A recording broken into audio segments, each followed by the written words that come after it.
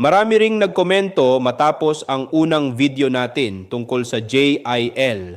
Lalo na yung nagsabi, basta may nagtitipon, church na agad. Mahalagang pag-usapan ito dahil may malalim na kahulugan sa Biblia ang salitang simbahan.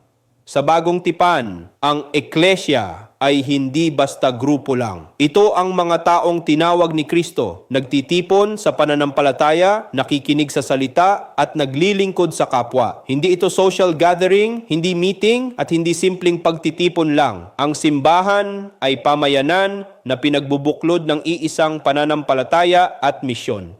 Kapag nagtitipon tayo sa ngalan ni Kristo, may pagsamba, pag-aaral at paglilingkod, doon nagiging buhay ang tunay na diwa ng simbahan. Kaya't hindi lahat ng pagtitipon ay church.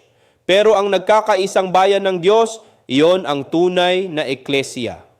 Ako si Bishop Tonyo, obispong migrante sa Europa, at ito ang araling IFI. Magsamba, mag-aral, maglingkod.